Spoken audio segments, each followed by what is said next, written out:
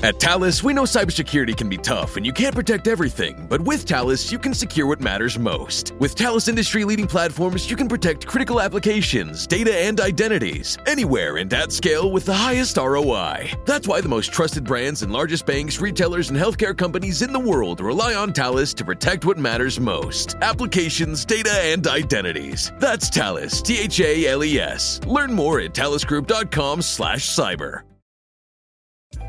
Introducing Meta Ray-Ban Display, the world's most advanced AI glasses. With a full color display built into the lens of the glasses, it's there when you need it and gone when you don't. Send and receive messages, translate or caption live conversations, collaborate with Meta AI, and more. Be one of the first to try Meta Ray-Ban Display. Visit meta.com/Meta Ray-Ban Display to book a demo and find your pair. Adobe Acrobat Studio, so brand new. Show me all the things PDFs can do. Do your work with ease and speed. PDF Spaces is all you need. Do hours of research in an instant with key insights from an AI assistant. Pick a template with a click. Now your prezzo looks super slick. Close that deal? Yeah, you won. Do that, doing that, did that, done. Now you can do that with Acrobat. Now you can do that with the all-new Acrobat. It's time to do your best work with the all-new Adobe Acrobat Studio. Imagine that this line represents the time, present 1985, future, past. Prior to this point in time, somewhere in the past, the timeline skewed into this tangent, creating an alternate 1985. Alternate to you, me, and Einstein, but reality for everyone else.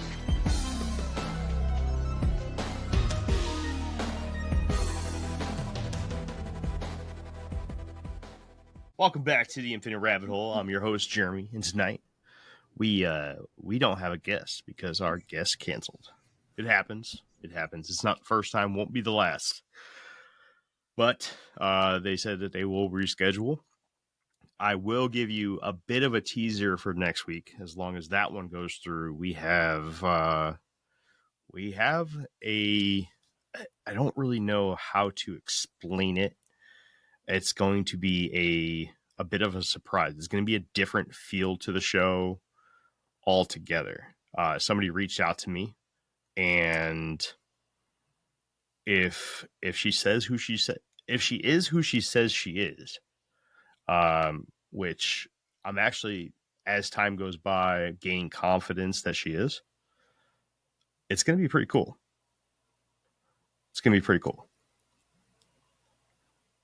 Thoughts, Jeff?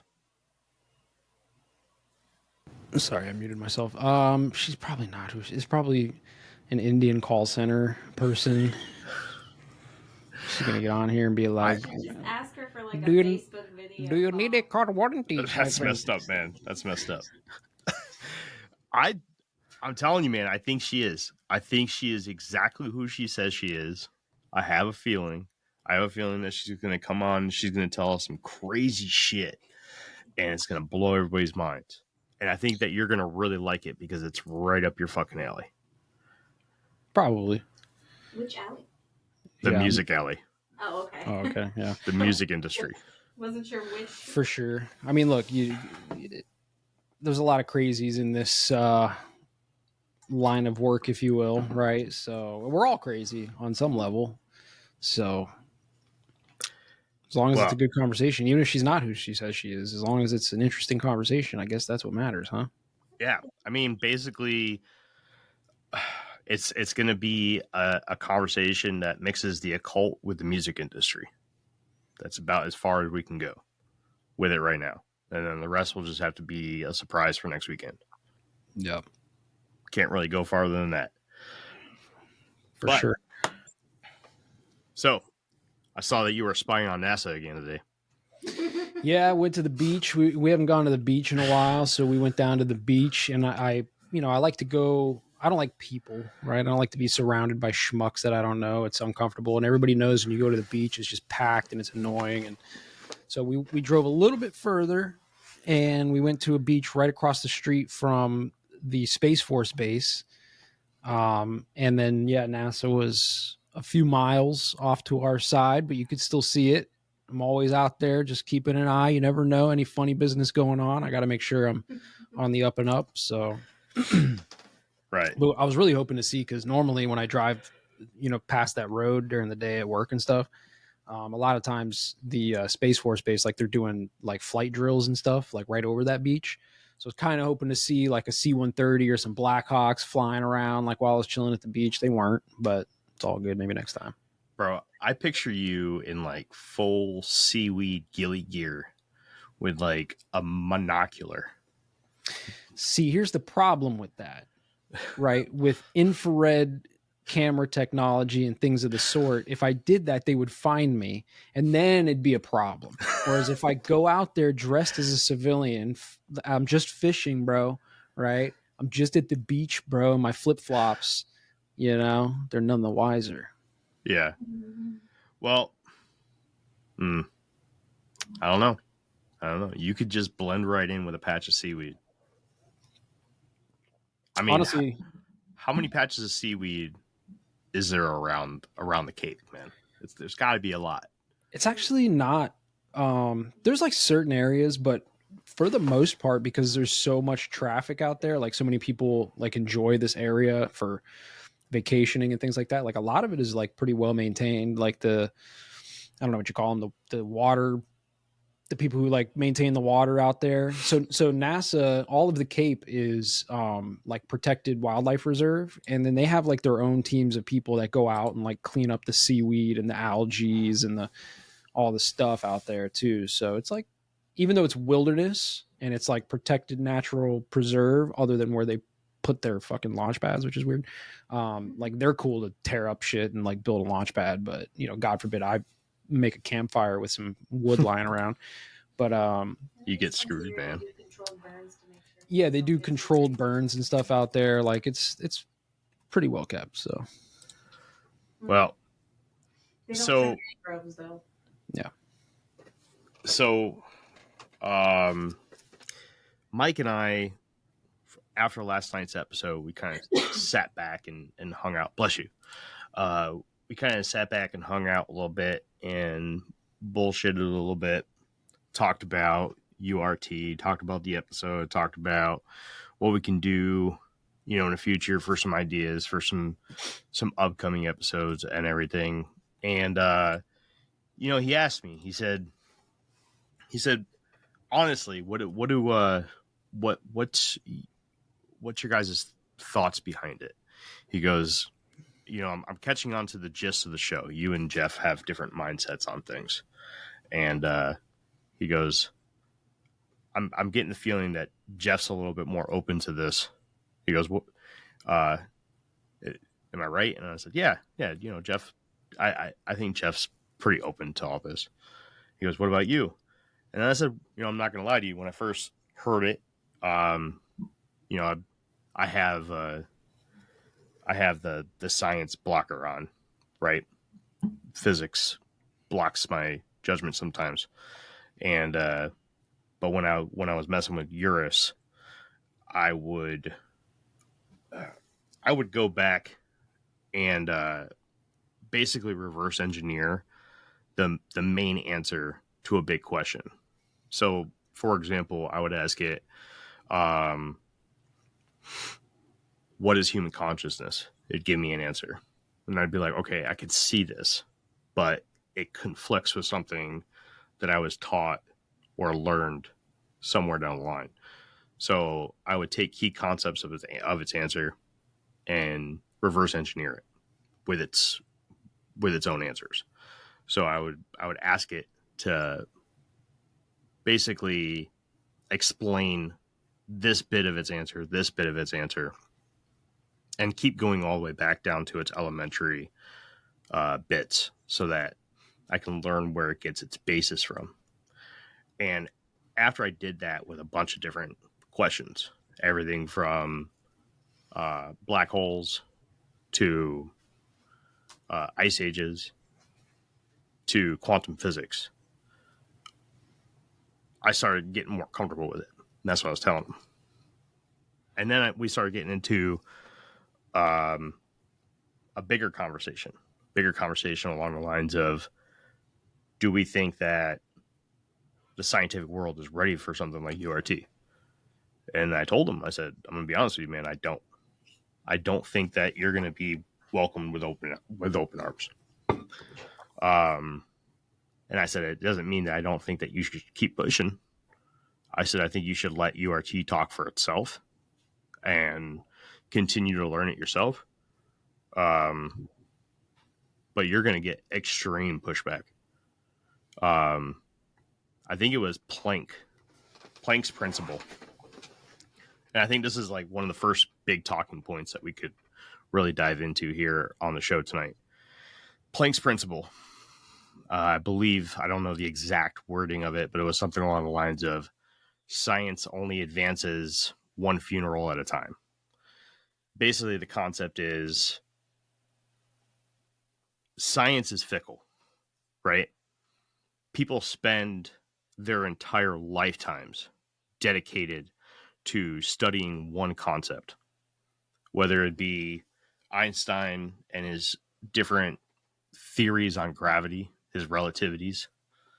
As soon as something comes along and dismisses relativity, anybody who spent their lifetime on that is going to push back on it, especially if they have tenure in a prestigious college. They've authored many books. They've helped with Nobel Prize laureates. They're going to push back, and the community is going to neglect the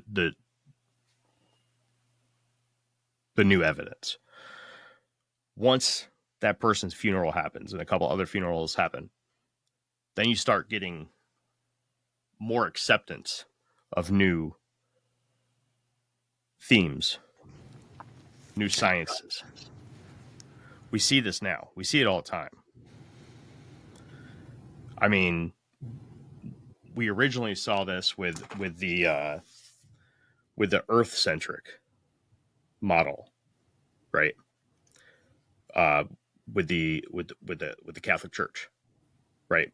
Back when it was thought that the Earth was the center of the universe, Right. and Galileo came out and said, "Hey, I think that the sun might be the center of not just the universe, because I don't think we're anywhere near it, but I think that we all revolve around the sun, and that the sun revolves around something even bigger than that."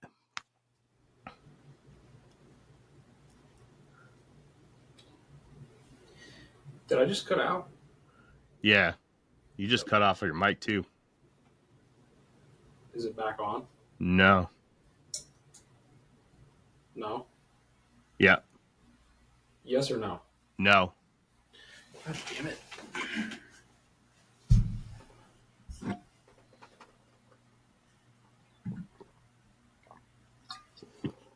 It's not going to let me change it. Nope. Let me back out. Just hold tight. Yeah, got you, bud. Soupy poopy. I don't know who you are. What's up, man? You got 8 people here. What's up? Oh, it looks like we had a couple people on TikTok. What's up, TikTok? Sorry, guys. Some technical problems. Spectrum. They won't accept it because they can't do the math for such broad claims. If we turn it into a mathematical structure that doesn't rely on metaphysics, only then will they. Is that better? Did I fix it? Yes. Yep. That sounds better. Sorry, my cable's fucking loose, man. You breathe on it wrong. You look at it sideways and it fucking. But like, listen. Were you just reading a question from a chat? No. I was just going over some of the stuff in the chat, man. You're good. Well, look, man. I've said this so many times on this show and on Shadowban, man. Like, the biggest issue isn't that, like, kind of like what you were saying, right? Like, you have this blocker, this physics blocker, right? The scientific, like, things that you were taught in the past, right?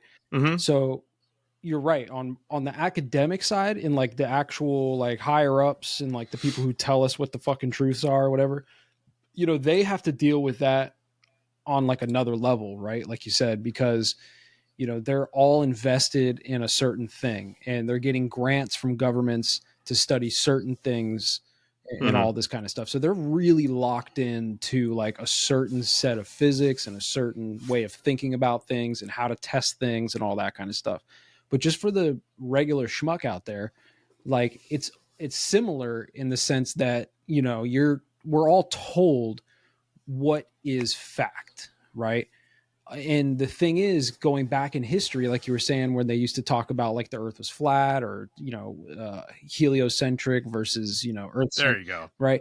Yeah, I was trying to think of it. You know, we're told from those on high what is the truth, what is the fact about the world we live in and the universe we live in.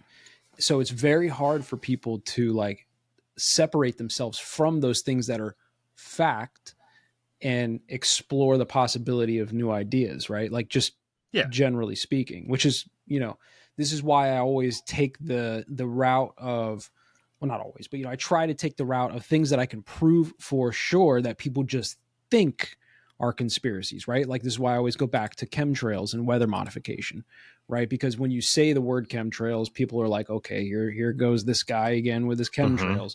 But I can clearly, and I've done it with you and many other people, I could walk you through the steps and point to you exactly how this is true, where the facts are, and all that good stuff. And by the end of that, you're like, okay, yeah, they're real, right? So when you start to like open some of those doors, it makes it a lot easier to take in some new alternative information and consider the possibility that that might be closer to truth than what we're told by those on higher up. Right now, lucky for you and other people, like we've done this for years now. Right. So, you know, when Mike comes in with this URT thing, you know, even though you still kind of have that physics block on whatever you're talking about with him, you know, you're way more, I see it, right? Like I see from an outside perspective, I see you as more open to these types of things now than 4 or 5 years ago. You know what I'm saying? Just because we've gone through this so many times. So, yeah. Well, so like the first thing that popped in my head once our guests canceled tonight, I've been going down a ton of rabbit holes, and we've had pretty, you know, lengthy lists of guests pop up. You know, we've had Mike through 3 weeks in a row now, and then we're gonna have a good couple weeks of guests coming up right after this. So I had written down a list of topics. I just don't have it near my desk. It's upstairs. I wasn't expecting it because he literally just canceled 15 minutes before the recording. But one of the things that I wanted to talk about eventually, which I thought would make a good episode, was just the general topic of closed-mindedness versus open-mindedness. Because when we first started this podcast, or at least when you first joined this podcast, right? I think we meet closer in the middle now. But we used to be much further apart. I used to be very closed-minded, and you were very open-minded. And I think you still are a very open-minded person.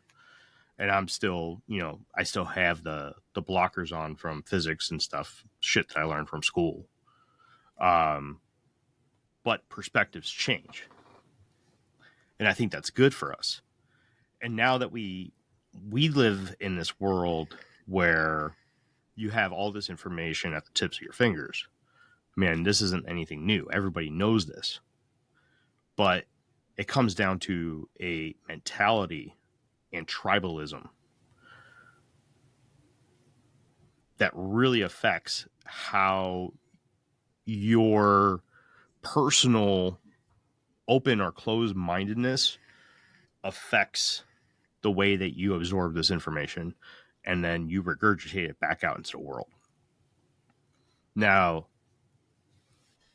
you know just as well as I do, if we're just going to stick with the chemtrails topic, if we go up to a group of 10 people, 10 strangers that don't know each other at all, just pick 10 random people in the continental United States, we say, hey, do you believe in chemtrails?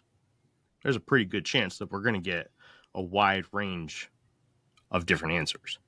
Everything from absolute yes to absolute no to somewhere in the middle with, and then somebody's going to have a long, elongated explanation about why yes but no in some certain senses, and some people are going to even tell you about, you know, cloud patterns and stuff, and they're going to tell you that, oh well, if you see this then it's definitely not, because these are normal weather patterns. And then some people are going to tell you the same thing about the exact same cloud pattern but tell you why it is, right?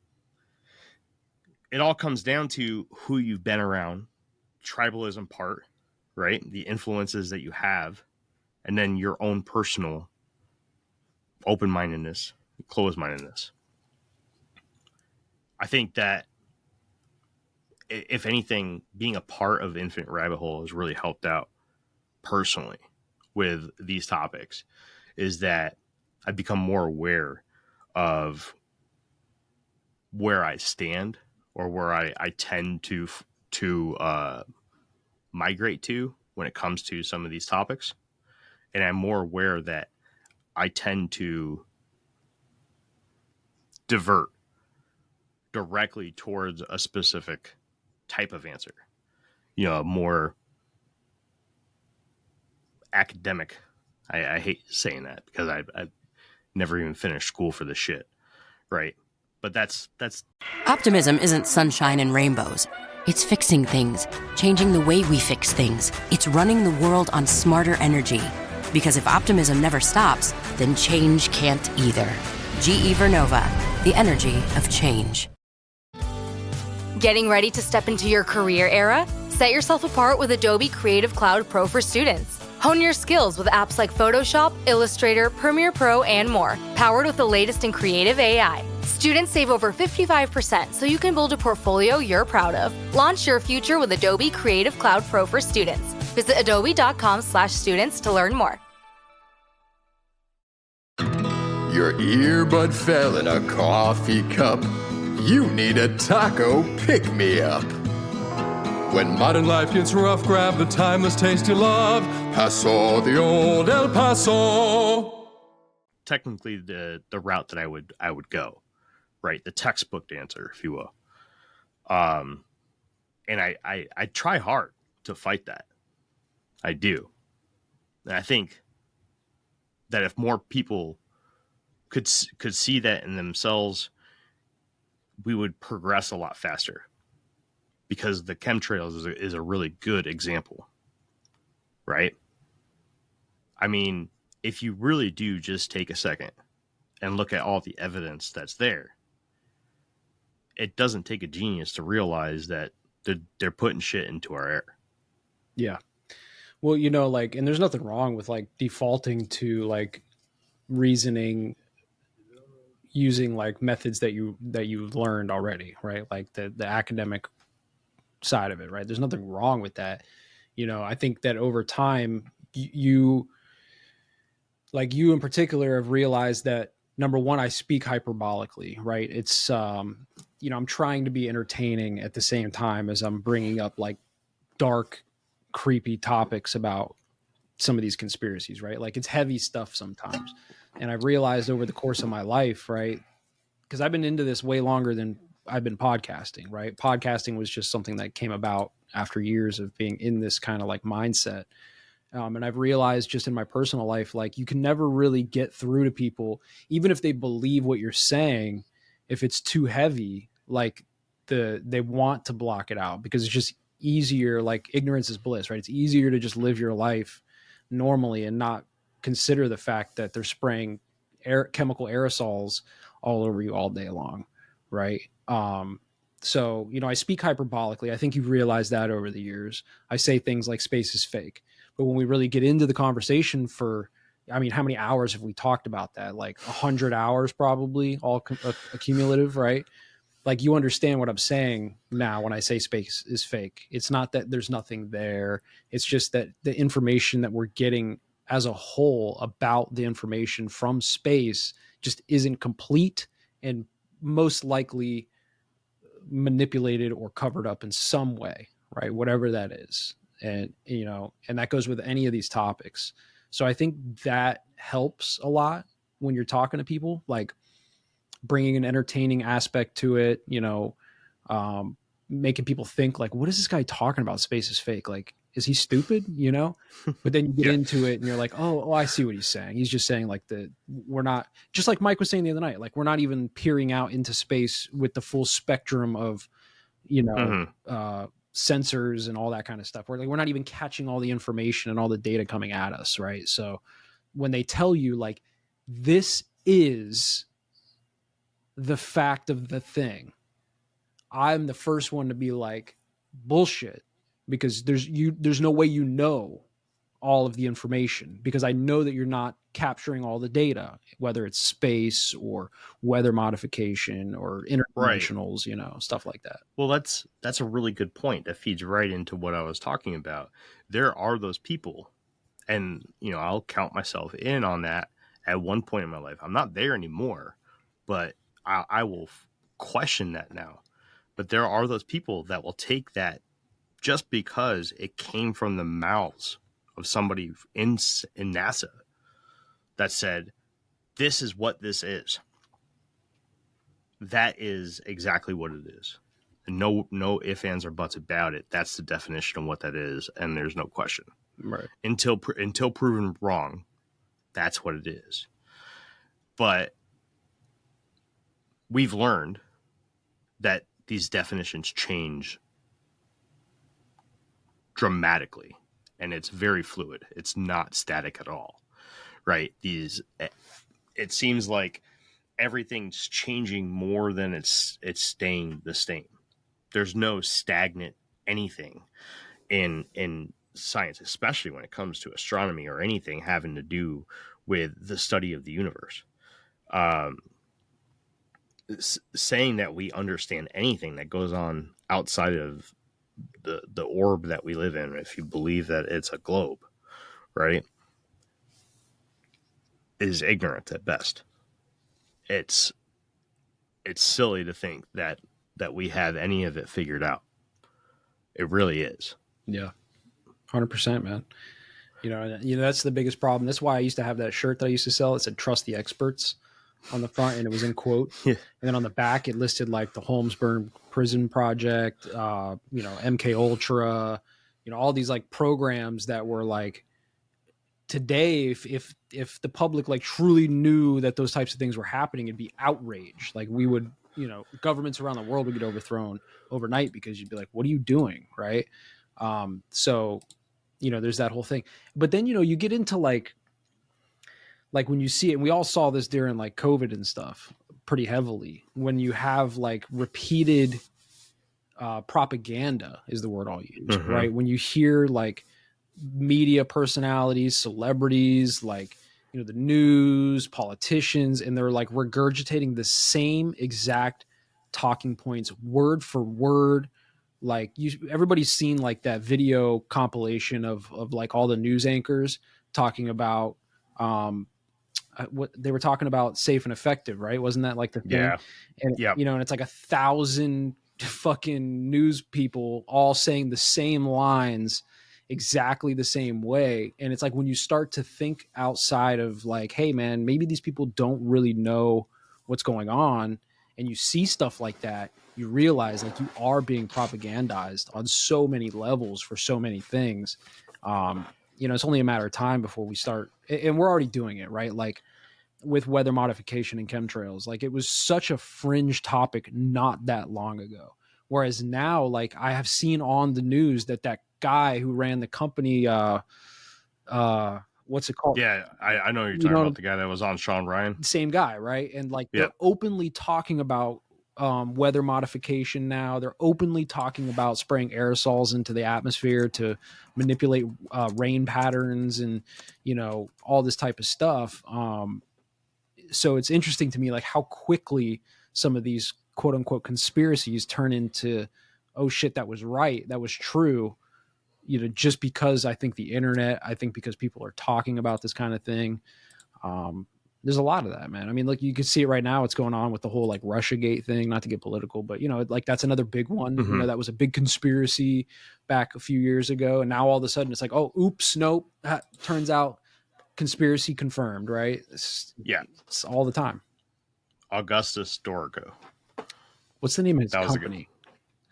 I can't remember. It's like Rainmaker Rainmaker or something. Yeah, I something think like that. you're right. But no, it's so I catch flack all the time on this show for not watching movies, right? Little do you guys know, because you guys, nobody knew of who the fuck I was before COVID, because I started this during COVID. But prior to COVID, I used to love watching DC comic movies, right? Never was a big Marvel fan. I never really dug anything from Disney.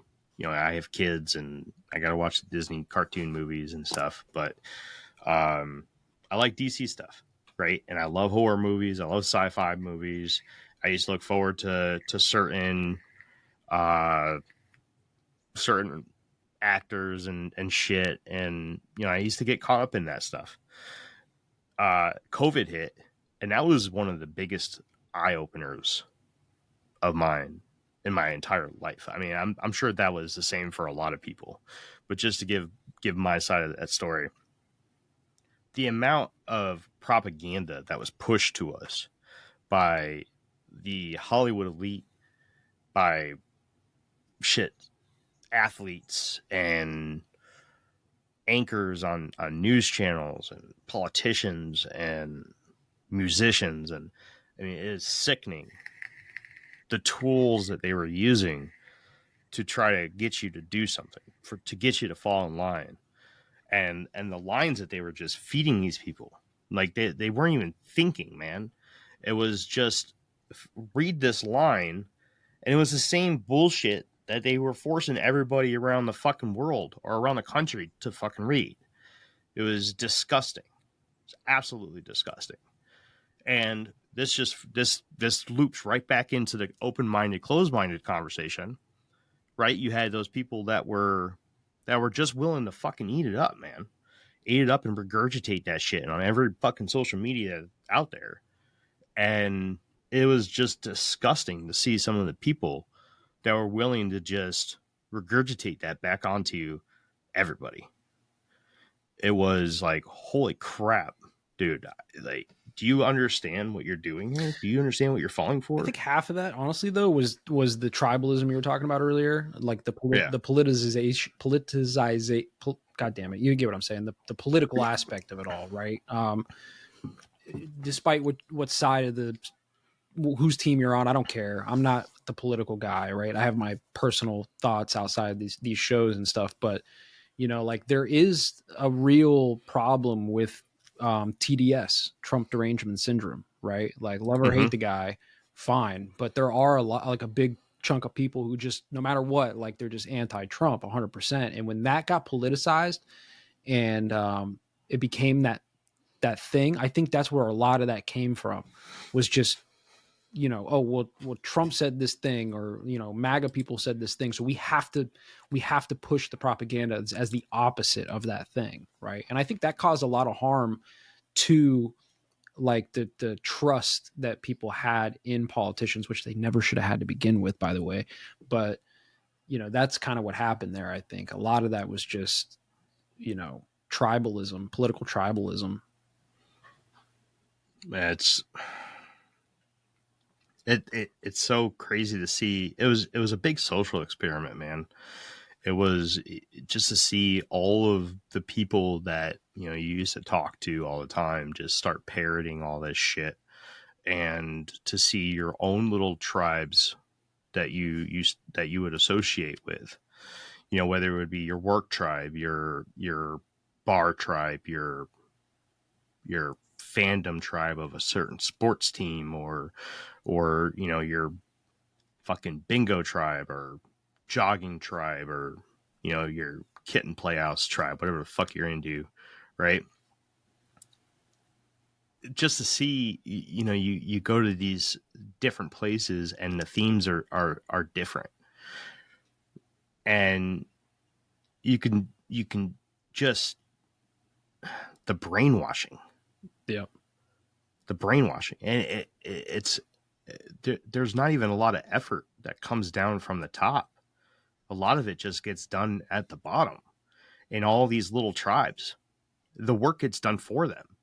all they have to do is just read this line on the local news, and all the little tribes take care of the rest, man.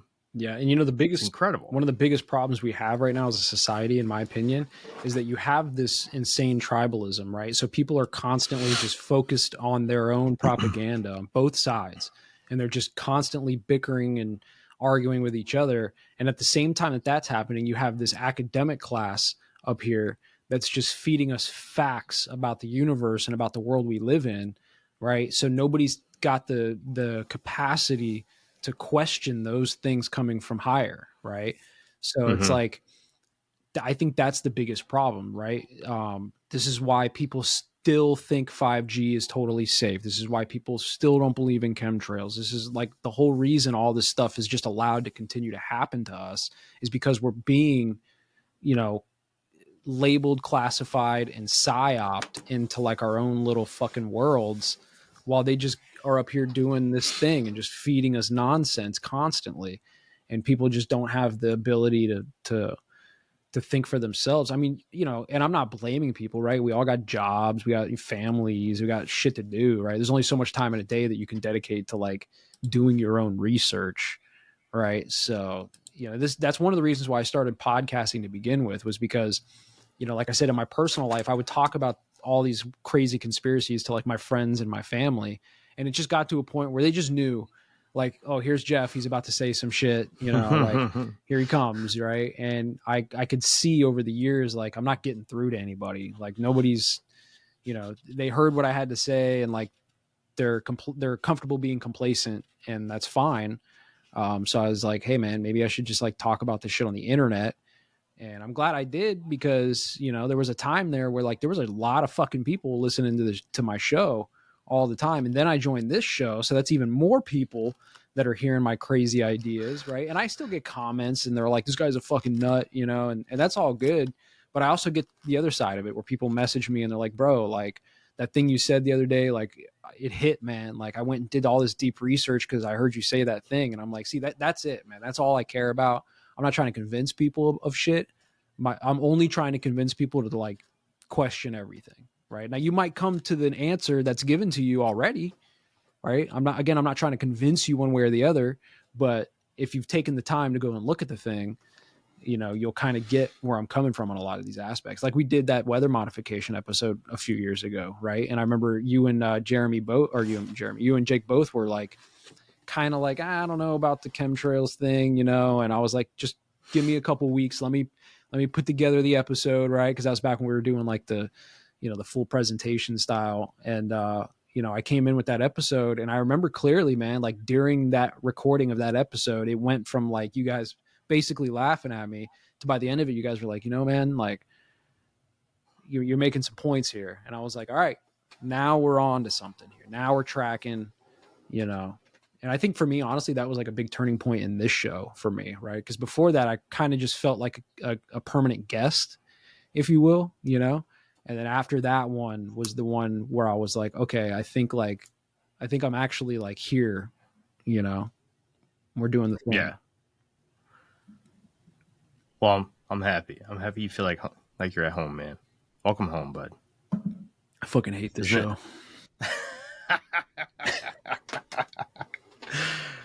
You want to know what's a good thing to talk about? We should, kid, if you're still in the chat, I need your permission to talk about what we talked about when I dropped you off at the airport. That's what we need to talk about, because that shit is fucking wild. We'll give Kid a second to answer in the chat. If I can talk about that. You know what we got to do on this show, man? We got to go back into gateway process, and we got to do it a different way, because reading through that dense ass document is not the best for an audio podcast, honestly. But the information in that document is like beyond mind blowing when you really start to think about it. I think you're 100% correct, and I think we should make a special out of it. I think we should absolutely do a gateway process special. Kid said, shoot it. Go for it. All right. We'll talk about that off the air, but I think you're right. So, Kid, you're going to have to like correct me here if I start exaggerating or not, because I just remember talking to a kid, dropping her off at the airport after UFO days, and I just couldn't believe what she was saying. But then she was sending me these articles from Canada, and sure enough, I don't know, articles or links to like little social links. I don't know what they were, but basically the gist is that people from Canada believe that if you cross the border into the United States, that the border guards will ask you what your opinion of Trump is. And if you have a negative opinion of Trump, they'll arrest you. Like, that's a normal opinion in Canada. Like, that's a normal thing. Everybody believes that because that's what they push in the media and through the politicians. They push that shit up there. Wouldn't surprise me. And I was like, kid, you know how crazy that doesn't sound right at all. See, right here, there's huge stories floating of them banning people from the States. What about that fucking thing where they're stopping people from walking in the woods? What is that shit about? You heard about that? In Canada? Yeah. Well, shit, we need to bring that up. I mean, like, I could first of all, let me go back to the first point, right? I totally believe that they would propagandize people that way because, again, it's the TDS situation, right? And, you know, if they can strike the fear into the hearts of Canadians and make them think that this guy is like actually an authoritarian, like he will arrest you just for having a bad opinion about him, like, of course they're going to push that narrative, right? And Canada, unfortunately for you, kid, and anybody else who's Canadian that's listening, you guys don't quite have the same rights that we have here in the States, right? So, you know, sucks to suck, I guess, but I could totally see that happening. Now to the second point. This episode is brought to you by Battlefield 6. Battlefield 6 is the ultimate all-out warfare experience. Rip through the skies in aerial dogfights. Demolish your surroundings for a strategic advantage. Harness complete control over every action and movement using the kinesthetic combat system. Drop into multiplayer with your squad, or fight furiously as a member of the Dagger 1-3 squad in a gritty, adrenaline-fueled single-player campaign where you'll defend a world on the edge of collapse. This episode is brought to you by Paramount Plus. Paramount Plus has movies. So many movies. The movies you've seen 1,000 times and could watch 1,000 more. Iconic movies your friends can't believe you haven't seen. New movies, classic movies, new takes on classic movies. So whether you're into Top Gun or The Naked Gun, Mean Girls or Mission Impossible, Smurfs or Sonic the Hedgehog, there's a mountain of movies to discover on Paramount Plus. Start streaming today. This episode is brought to you by CBS. DMV is a brand new workplace comedy turning misery into magic and chaos into comedy. Starring Harriet Dyer and Tim Meadows, DMV is here to serve you laughs. Watch October 13th at 8:30, 7:30 Central on CBS and streaming on Paramount Plus. Point of them banning people walking in the woods, I immediately, when you say that, think Agenda 2030, right? Get people out of nature and out of rural areas and get them forced into smart cities, 15-minute cities. And that's just one small piece of that puzzle, right? Stop letting people enjoy nature. Stop letting people, find out that that's what, because listen, we're all humans, man. Almost every single human, if you go out and spend time in nature, you will find that that is way more enjoyable than sitting behind a screen, right? You just start feeling better. Yeah.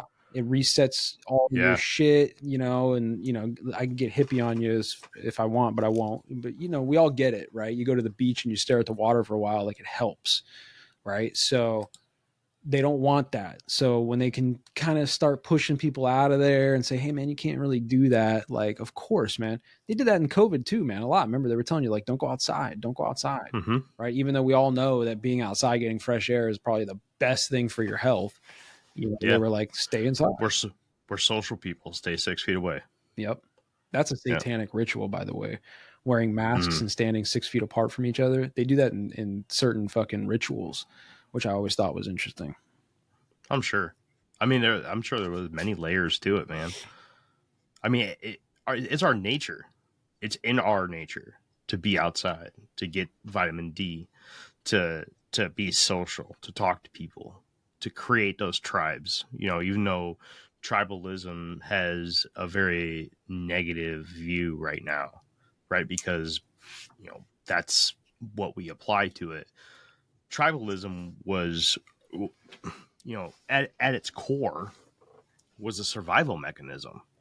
You know, it was something that was infused into us to help us survive. That's how we learned who was safe to be around, who wasn't gonna fucking kill us. So social activities is very important for human beings. It's important for our mentality. It's important for just us being human. You see these comments that kid just put in? No. Could face a fine of up to $25,000 plus for being caught hiking. It's because the weather is not good, conditions are too dry, and forest fire prevention.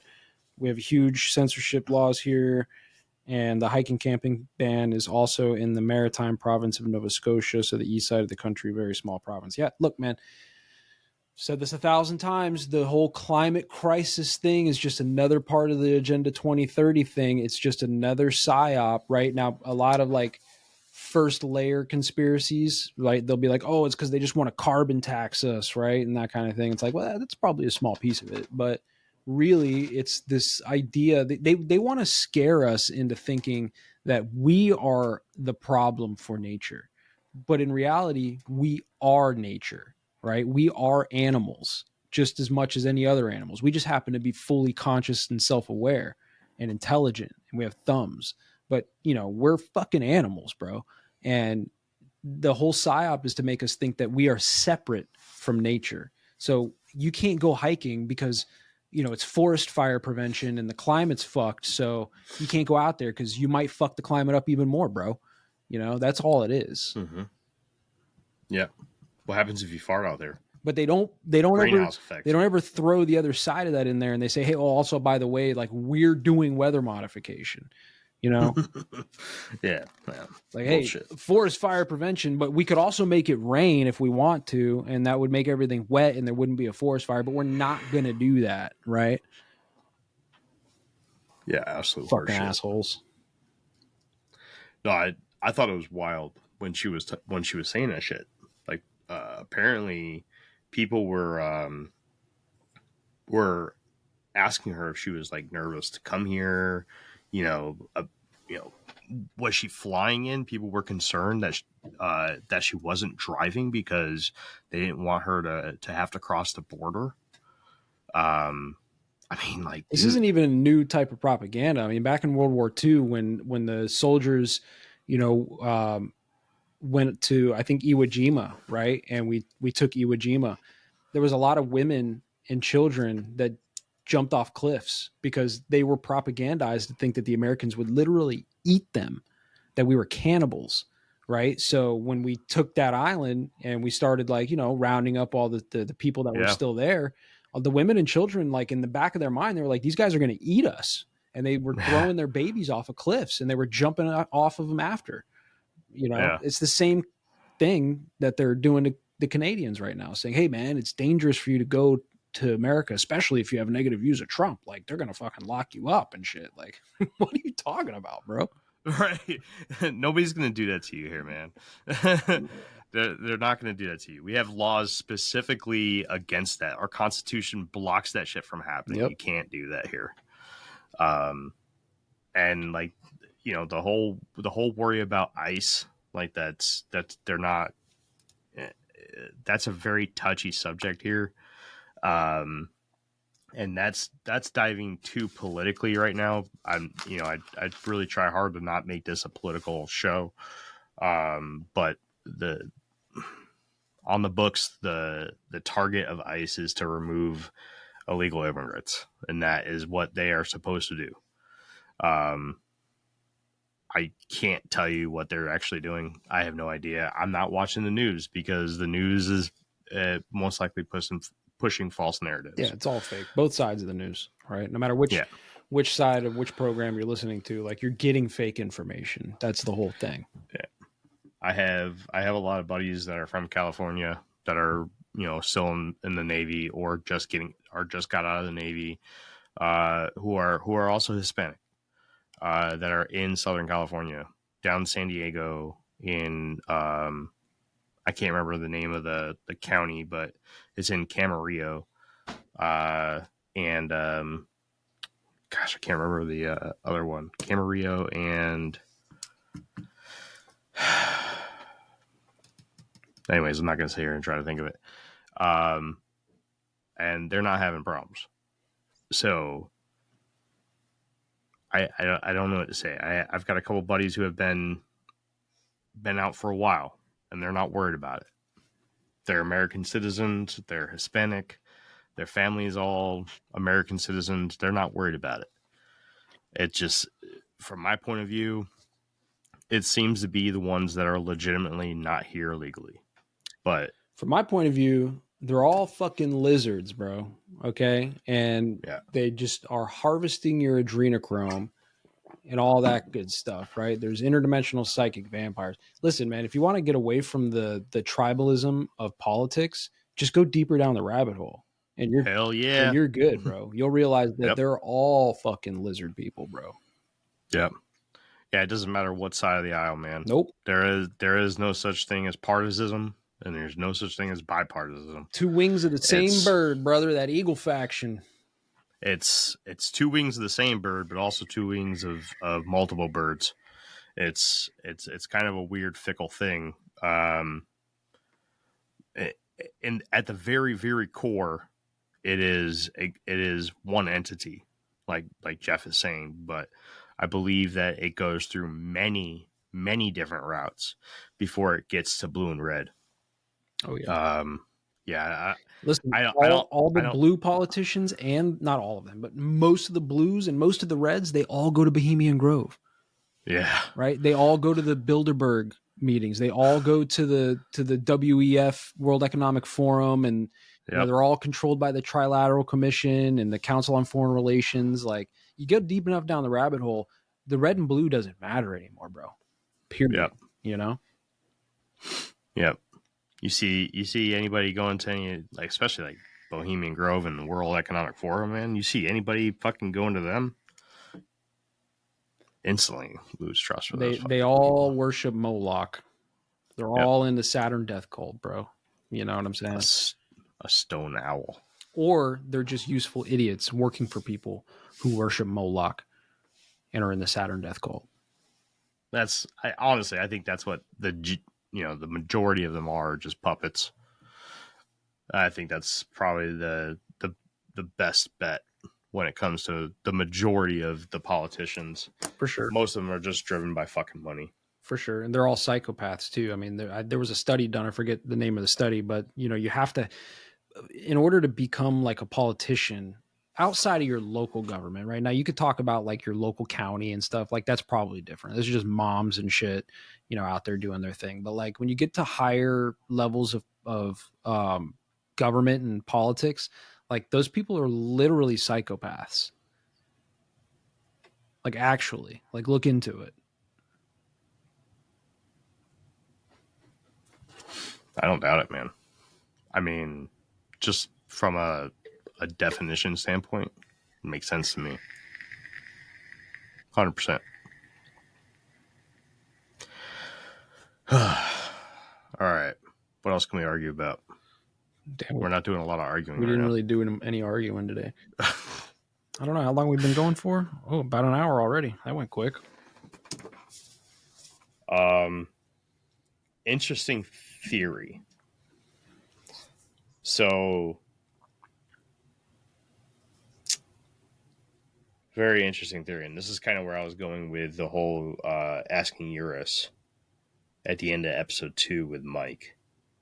Been recently going down just this obnoxious rabbit hole, man, but it's so deep, and it can like, I don't know, man, it just connects fucking everything. Jeff, fucking everything. It's stupid how it connects fucking everything. It all starts off with DMT. Okay. Of course. DMT, basically the gist is, I can't even tell you who to give credit to for this, because it's not just one person. This is multiple people, multiple layers of people, multiple different concepts put together that people just started brainstorming over. But basically the gist is, that the DMT realm is base reality, and that we are living in a simulation with the entities in the DMT realm as the entities that are running this simulation. Those entities are also the entities that are behind UFOs, alien abductions, everything from Skinwalker Ranch creature sightings to Bigfoot, other cryptozoological critters, paranormal activity, spiritual ghosts and such things, where they're testing different technologies to try to mingle with their simulation that they created, because they created this universe that we live in, and it's not necessarily that we're even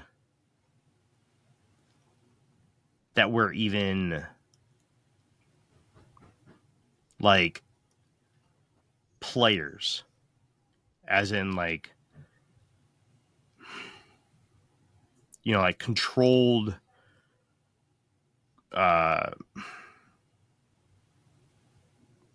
avatars, right? And it's not necessarily that we're even in like a Matrix like setting. We do exist, and we're not in some sort of like bathtub thing like in the movie Matrix. In base reality, which is in the DMT realm, we actually do exist in this created reality that is influenced by our outside creators, if you will. In that when we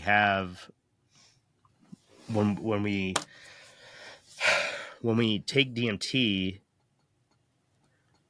or we have like near-death experiences, our consciousness goes into like this, it's like a purgatory kind of area where it's between the realms, where it's kind of like where they can get to and where we can get to, but neither of us can fully cross over into each other's realms. They did create us. Well, they can come into ours, but they can't. I don't know, man. Let me help you out. Let me help you out. So, this is exactly what David Icke talks about.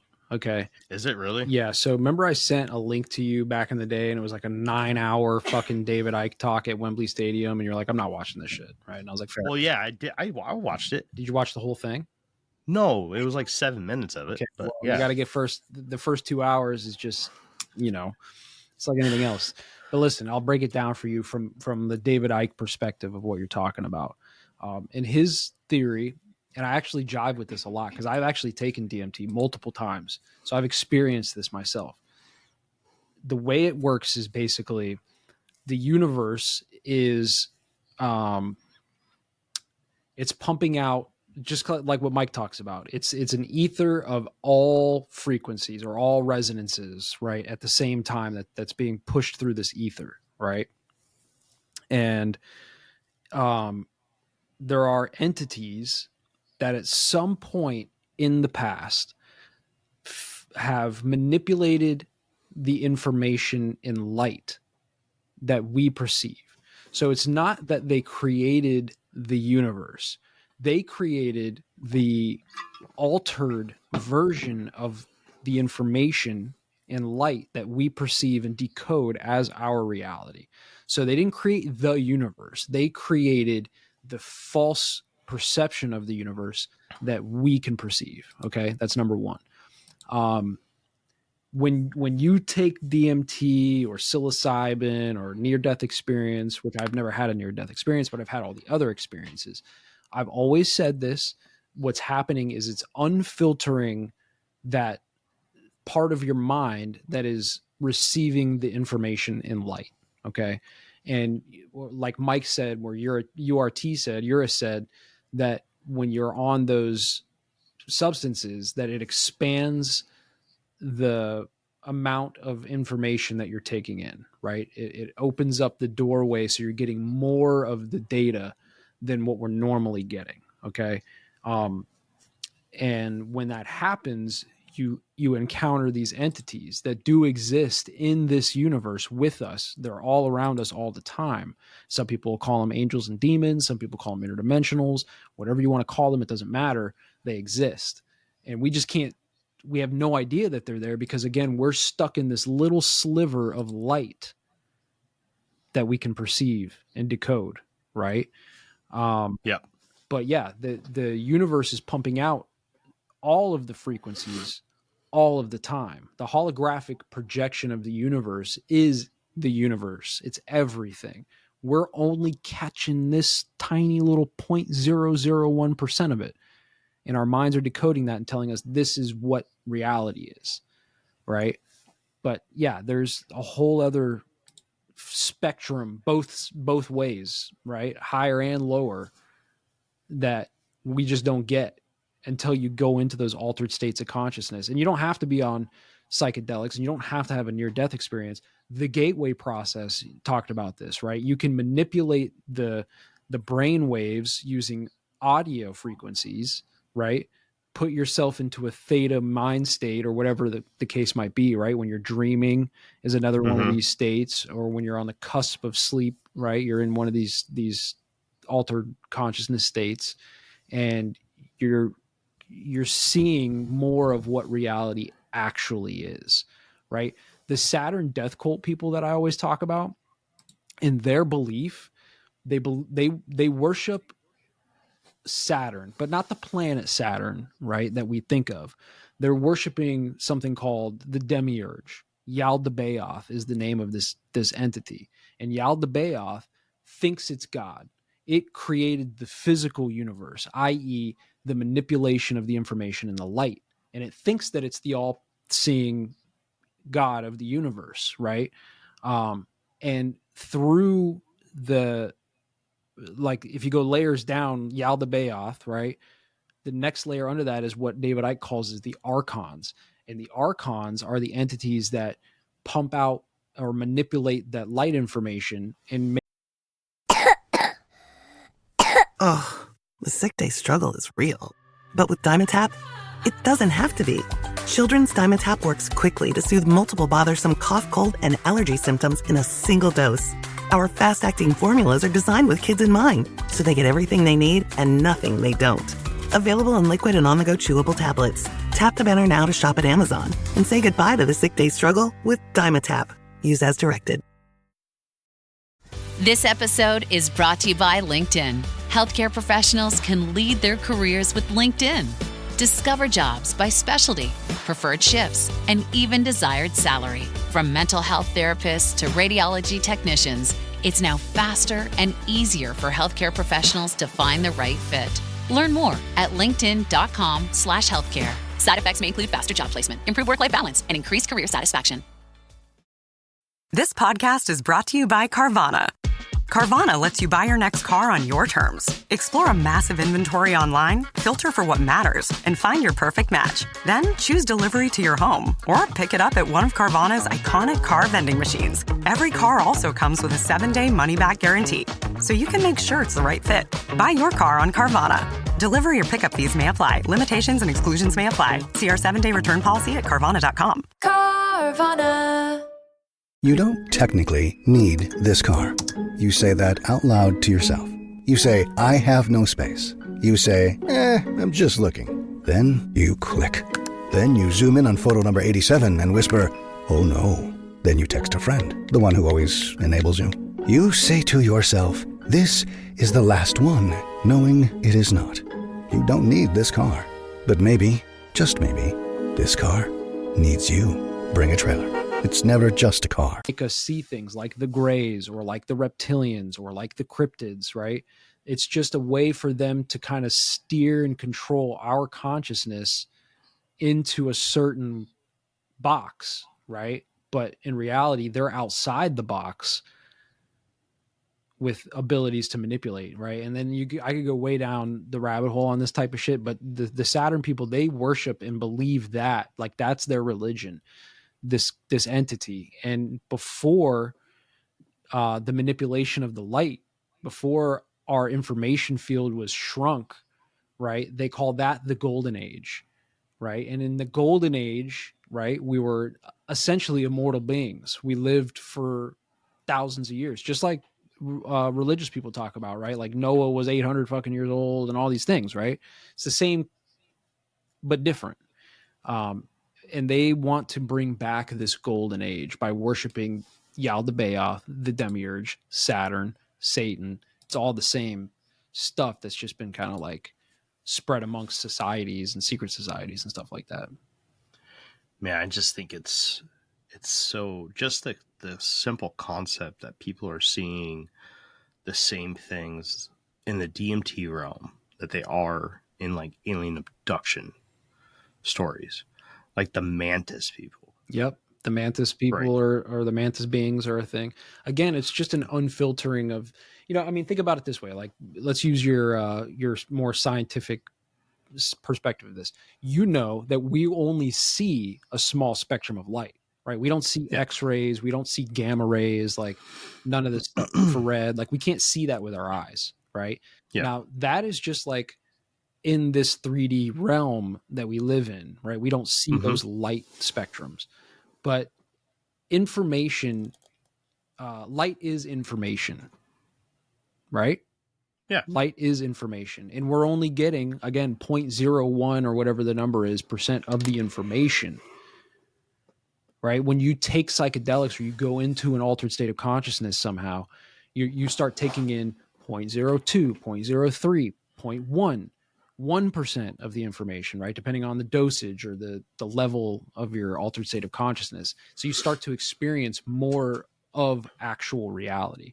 So when you say things like the DMT realm is the base layer of reality, it is. When you're in the DMT realm, you're literally seeing more of what reality actually is. So just a few things, because I haven't really dove into the whole DMT thing. This is really like one of my very first dives into DMT, and it's fucking wild, man. You should try it one day. Oh, dude, I want to. I fucking want to, man. I do. I really do. Maybe when the kids are older. I got too many young kids right now. But so correct me if I'm wrong, right? But from what I've read so far, I have some interesting books. I'll have to share them with you. They're fucking cool, man. I think you'll dig them. So apparently DMT, you don't get used to it. It doesn't get, let's say like ayahuasca, right? The more you use it, the more it takes to get you to the same point. Yes and no. You do build a tolerance to DMT, but the tolerance goes away very quickly. Like if you try to, the term is like in like blast off, right? If you take enough of a dose, like you'll actually break through into the DMT realm, right? If you try to do that like 10 times in the day, you're not going to be able to do that, right? You kind of have to take small breaks. You can't do it every day. It has to be something that you do every so often because you do build a tolerance to it. But the tolerance doesn't last very long. So, and then the other thing is that the actual high from DMT doesn't last long either.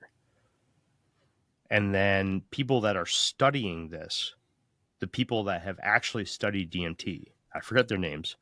There was one actual person who studied it back in like the 60s or 70s, and there's been a couple since that have really taken over the helm. But it's a very brief high. It's intense, but there seems to be some sort of chemical makeup in our brain that identifies the use of it and triggers us off. It says, "Oh shit, okay," and turns it off. Sort of like a kill switch or like an e-stop kind of thing. Is that right? Yeah, I mean, I don't know like why or how that works, but I would say that jives with the experience for sure, right? Because like I'll tell you my very first DMT experience. Basically I smoked it, and as I was like exhaling, I laid down on the bed, and all of the colors that you can imagine, more colors than you've ever seen, okay, like colors you didn't even know existed, started to swirl around me. I was basically going through a wormhole, if you will, okay? And this is why they call it blasting off, because you get the sense that you're flying through this tunnel of colors. And in this cycling of colors, right, we've all seen like the Tool imagery, or like, these screensavers where you're like in this like trippy, like, pool of colors that are doing like trippy, like fractal stuff.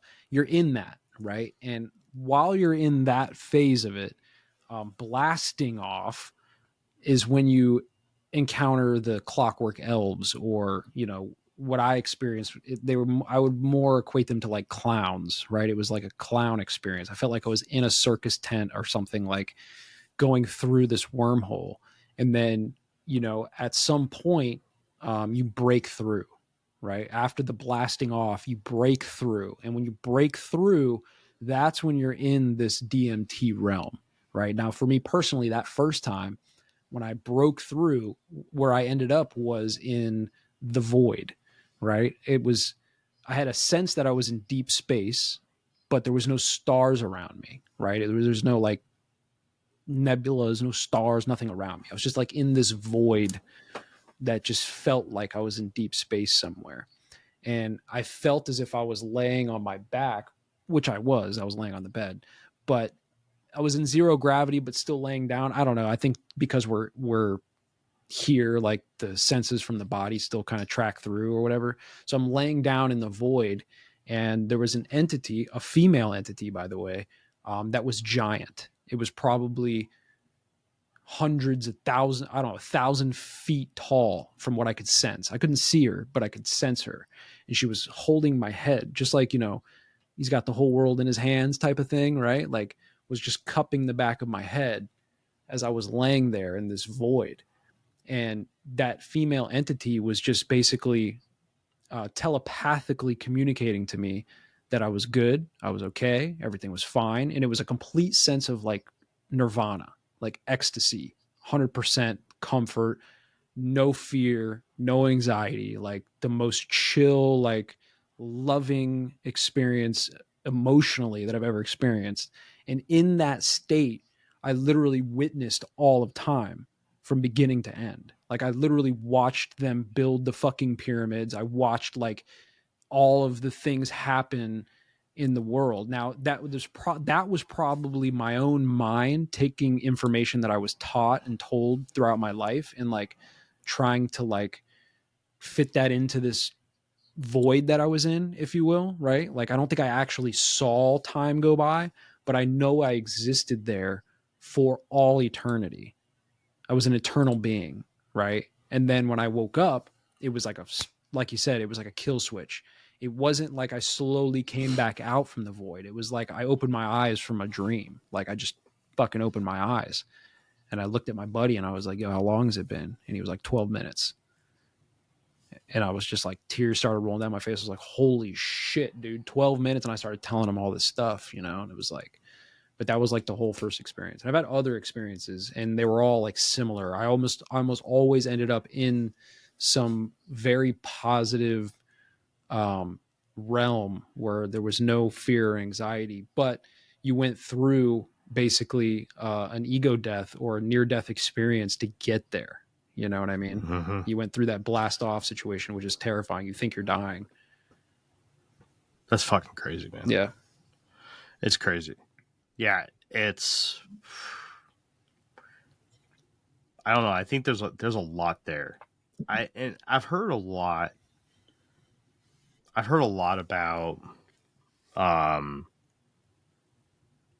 about how DMT is supposedly released during death, but from what I'm reading in my research is that it's not necessarily even true.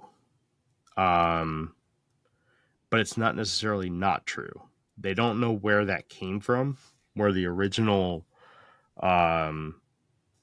concept behind the idea of DMT being released in your brain or somewhere in your body, most likely in your brain, I'm guessing, or in your spinal in column. your lungs, actually, from what I understand. Really? Yeah. Well, from what I also understand, that there's dimethyltryptamine in every living thing. Like you can go pluck a blade of grass out of the ground and like you can synthesize DMT from it.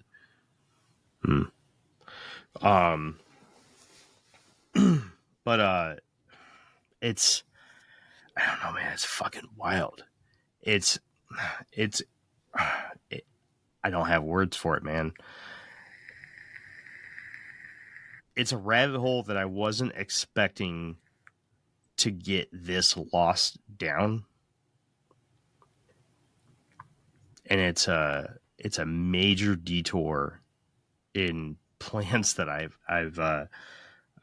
had that I'm just not going to get to because of this. I think it's a good rabbit hole to go down, man. I mean, I've had like other experiences on psilocybin. One time I had eaten some mushrooms and I was laying in bed, and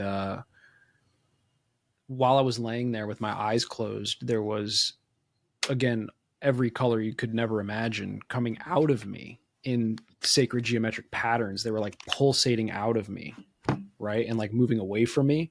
And as they did that, they were making like this fractal geometric shape and pattern going away. Again, I felt complete bliss the whole time. And in the matrix, if you will, of this fractal stuff that was moving away from me, a face formed, right? And it was kind of a vague face. I couldn't like see like in super high detail, but it was like a bearded man figure, right? Like imagine what people think that like God or Jesus or Muhammad or any of these figures looked like, right? Like this bearded man of some kind. And same thing, it was like comforting. It was like telling me like, yo, you're good, man. Like, and it was like a feeling of love that I had. And when I came out of that trip, I immediately thought to myself, like, I just experienced whatever it is that our ancestors experienced that made them come up with these religious ideas, right? Like they must have seen that same thing.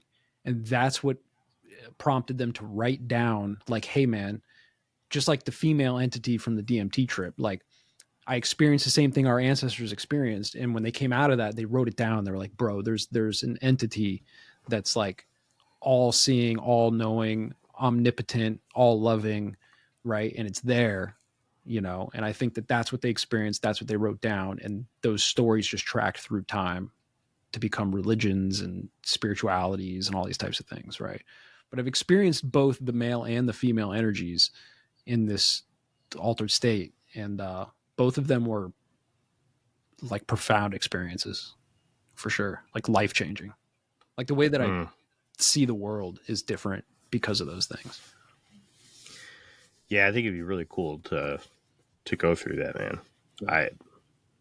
Once the kids get older, I can start playing with all that. I can't do it right now. Yeah. Psilocybin's a little different. It takes more time. That's an 8-hour situation, and you have to take a lot more of it to get to that state. Whereas DMT, like I said, it's a 12, 15-minute situation. You don't need a lot of it. You're in and out of there and you're back to baseline. You're back to zero in like 20 minutes with DMT, whereas mushrooms is like a whole day. Yeah. I don't know. I don't know about mushrooms. But DMT, I don't know, man. But you can get those altered states, like I said, without doing psychedelics, right? Like we've talked about it with the gateway thing. There's meditative practices you can do. I've never done them. I'm too impatient to like meditate and get to that level, of course. But people do it, and you can also use tools like audio, like binaural beats and stuff, right? If you get the right binaural beats at the right frequencies, I'm sure that'll trigger it, right? Yeah, there's supposed to be a lot of different ways that you can do it. There's that what's that, the dark vacation or something like that? You ever heard about that? Like the people go and they sit in the caves for like weeks at a time. Yeah, it's just sensory deprivation. Yeah, but it's like this new fucking thing that they're doing, man. I think that's the same thing, though. I think they're just finding new ways to do sensory deprivation, right? Like, yeah, because if you go in a sensory deprivation tank, right, it's completely dark, it's quiet, you're floating in or body temperature water that's got a certain level of salt in it, so you're like literally floating in this water. It just cuts off all sensory inputs, and if you stay in that state long enough, you trick your brain into thinking that you're sleeping. Your brain goes into this theta brainwave situation, and when you're in that altered state of consciousness, you experience a lot of these things. Darkness retreat is what it's called. And it's supposed to, it takes a long time, but with absolutely zero light for days upon days, you can get a prolonged effect of like similar to DMT from just being in a light deprived environment. I believe it.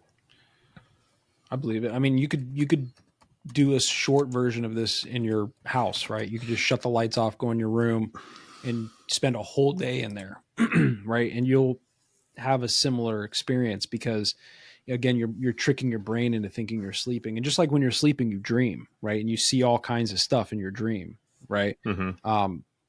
Those things aren't necessarily happening in front of your eyeballs. They're happening in your third eye or in your mind, if you will, right? And it's like, it's the same thing, And to answer the Moore's question, is there grades of DMT, like good shit versus bad shit? I'm sure there is, man, right? Like the thing is it's synthesized. So, unless you're doing it yourself and the chemistry, you're getting it from somebody else. And that motherfucker is going to cut it, right? They're going to, their methods of synthesization, is that a word? Synthesizing, whatever. Like their methods of doing that might not be clean and things like that. So of course there's going to be different grades to it. Especially now you have like fentanyl and stuff like that floating around. Who knows what the fuck you're getting? So I wouldn't suggest going and just like hitting up your boy and being like, yo, let me get some. No. Right. Like if you can get down to do like an ayahuasca retreat, do that. Right. Like, I was lucky enough to try a lot of this stuff, 15 years ago when I was like in my early 20s, before a lot of like the sketchy stuff is going around now. So I wouldn't do it also because I'd just be too fucking paranoid, get fentanyl or something. But be honest with you, I'd probably go the realm of like signing up for some university trial. That's probably the way I'd go. Like intravenous, lab controlled, doctor supervised situation. Yeah, that would probably be the way to go.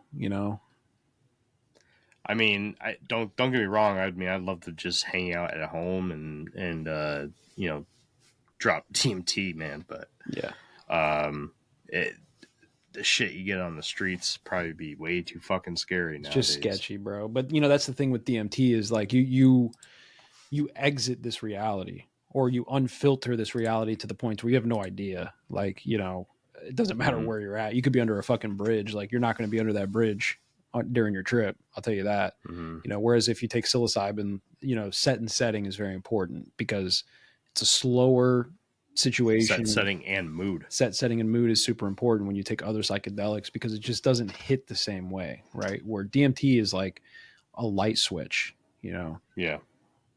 Yeah, from what I understand, DMT is not even like the way people describe it. You go to a similar place, right? If you psilocybin, there's like three doses, three.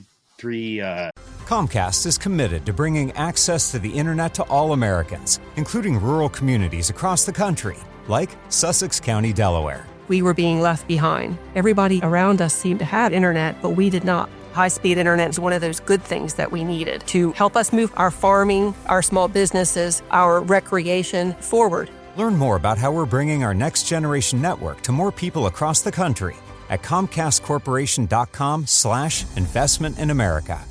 A message from McAfee. Wondering why the post office is texting you or why you owe thousands of dollars in toll fees? Because someone's trying to scam you. The good news? McAfee can help. With McAfee's award-winning scam detection, it's easy to tell what's real and what's fake over text, in your inbox, and online. If they're You want a free gift. Seriously? If they're faking it, they're not making it past us. Get award-winning scam detection today. McAfee.com/keepitreal. ¿Hablas español? Sprichst du Deutsch? Kann du Norsk? If you used Babbel, you would. Babbel's conversation-based techniques teaches you useful words and phrases to get you speaking quickly about the things you actually talk about in the real world, with lessons handcrafted by over 200 language experts and voiced by real native speakers. Babbel is like having a private tutor in your pocket. Start speaking with Babbel today. Get up to 55% off your Babbel subscription right now at babbel.com/Spotify. Spelled BABBEL.com/Spotify. Rules and restrictions may apply. Hi, I'm Jim. I'm not an actor, just a guy living with prostate cancer. My wife and I face each day head on. We asked my doctor about Xtandi enzalutamide. Xtandi 40 milligram tablets treats men with prostate cancer that has spread to other parts of the body and responds to a medical or surgical treatment to lower testosterone. Xtandi may cause serious side effects: seizure, a brain condition called PRESS, allergic reactions, heart disease that can lead to death, falls and bone fractures, swallowing problems, or choking that can lead to death. Stop Xtandi and get medical help at once if your face, tongue, lip, or throat start swelling. Tell your doctor at once if you faint, have a seizure, quickly worsening headache, decreased alertness, confusion, vision problems, chest pain or discomfort, or shortness of breath. Xtandi can cause harm to an unborn baby or miscarriage. Use birth control during and 3 months after Xtandi. Common side effects include muscle and joint pain, feeling unusually tired, hot flashes, constipation, less appetite, diarrhea, high blood pressure, bleeding, falls, fractures, and headache. Visit Xtandi.com to watch my story. Levels of dosage, right? You have the light dosage, which will just slow down the world for you, right? It just doesn't really do much. Yeah, shit gets trippy. It's similar to a psilocybin trip in a way. Like, shit's just weird, you know. And then the middle one will just make you want to fuck everything. And then the really high dosage is when you just start seeing shit. Yeah, you go to a different reality at that point. But yeah, man, it seems fucking awesome. It really does.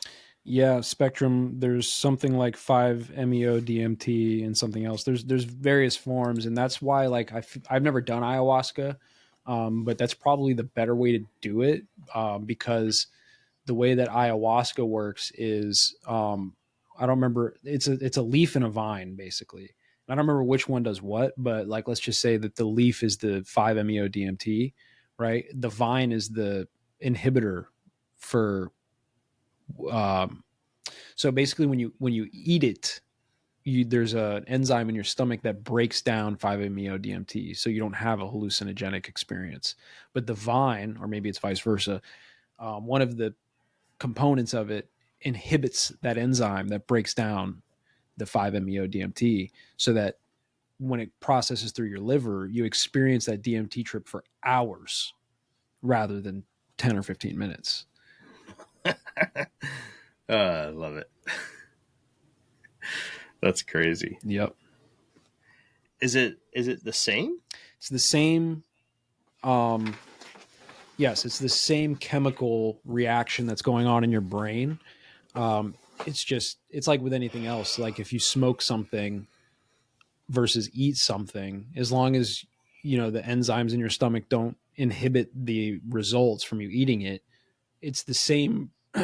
It's basically the same. It's just prolonged, right? So if, for instance, if like I'm hitting this vape, right? I know it's gross. Mm-hmm. Fuck you guys. You know, the nicotine going through my lungs, the nicotine going through my lungs and causing the chemical reaction in my brain is relatively short, right? Like you get that quick fix, and then within a few minutes, like the effects of the nicotine go away. This is why people chain smoke, right? Because you know, it just goes away. Whereas if you ate a handful of nicotine and swallowed it, like you're going to get nicotine sick. It's going to be the same result happening in your brain. It's just going to last for a lot longer, you know? So same with edibles, right? If you smoke marijuana, you know, yeah, you're going to be feeling good for a while. If you eat it, you're going to be feeling good for a lot longer. Well, what do you think, man? Hour and a half. I think 10:30 sounds like a good bedtime for you. Yeah. Look at you. You're all tuckered out. I got to work in the Florida sun tomorrow. You get to lay on clean sheets. Ooh, Crystal put clean sheets on the bed. Oh, man. You're spoiled. I know. She's good to me. Yeah. Yeah. I like him. What do you want? I think you should punish him with some homemade muffins or something crazy like that. You know, really teach him a lesson. She made an Oreo cheesecake. It's in the fridge.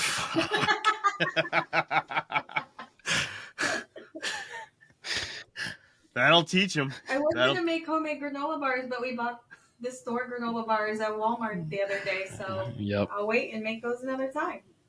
Oh, man. You're going to get fat, bro. No, he's not. No, I got a high metabolism, and I work in the Florida sun. Yeah, you'll get there. You'll get there. Everything out all day. Yeah, you'll get there. I was fat at one point in my life. I used to drive a truck, and I gained a lot of weight driving a truck. I'll tell you that. Yeah. Yeah. Well, you'll get there. She'll make sure of it. The nicotine keeps me thin. All right. Well, yeah, I think that's it, man. I got a long week of work ahead of me. Like I said, make sure you're here next week. I think we're in for a surprise. I think it's going to be a pretty cool episode. Better I think be. she said that she's going to be doing it at 3:00 her time in the morning. Jesus. Yeah. Was she in the UK or something? I think she said Ireland. Ireland. Is she Irish? I think so, yeah. I hope she's got a heavy Irish accent. Me too. I think she is. Sick. I think she is. But it's I think it's going to be a really freaking cool episode. Oh, shite. Oh, shite. I think it's going to be great. I think it's going to be a lot of fun. All right. Well, you got anything? What do you got coming up on Shadowban this week, man? Nothing planned. We're just going to fire from the hip like we always do. Crystal's been working on the website, so hopefully that merch is up and running here in the next week or two, something like that. I don't know. We'll see. You gonna get her microphone working? I'll work on that. No, week. I'll work on that. No, you won't. Listen, in my defense, I did look for a fucking mixer the other day. We went to the store and I was like browsing around to try to find something. I'm just gonna have to order something. I think I'm gonna try the virtual mixer thing and see if I can get that to work. If it doesn't, just so you guys know, I've offered, and he won't do Listen, it. I don't like it. He already bought the mic and sent it to me, and then I felt like a bum. I was like, damn, this guy bought something and sent it to me. What am I, a fucking child? So I don't want you to buy anything else and send it to me, bro. I got money. I invested in the podcast. It's all right. Anyways, I got an ego, bro. I need to take another DMT trip and fucking kill my ego a little bit. Well, maybe I'm just trying to make you feel bad so you come to UFO days next year. Not until you come down to Florida, brother. To Florida? I think I am, actually. You know the rules. Okay, well, I think I am. Well, let me know. if we're still here, I got a nice, this couch right here folds out into a bed. it does. You're good to go. Am I going to be able to fit my whole family on that? Oh. All right, well, we Yeah, I got got- hotels. The rest of your family will fit on it. You could sleep on the floor with the cats. That'll work. I'll do it. I'll sleep out there with a skunk ape. Nah, Nice enough we don't even let the cats stay in this room. I'll hit up my mom. She got like a king size fucking air mattress or something. Nah, we'll figure it out. Maybe the kids will hang out with their grandfather for a few days over in St. Pete. There you go. That's not far from here. It's a couple hours. Yeah. All right. Well, that has been another riveting episode of the Infinite Rabbit Hole.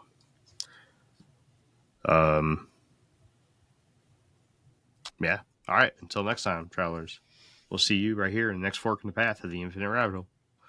Bye, everybody. Bye.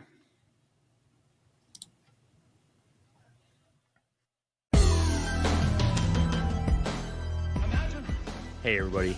Thanks for checking out the Infinite Rabbit Hole podcast.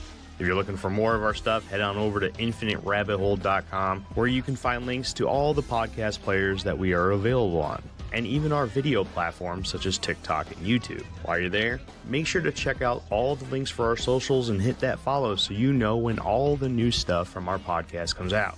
And until next time, travelers, we'll see you right here in the next fork in the path of the Infinite Rabbit Hole. Bye.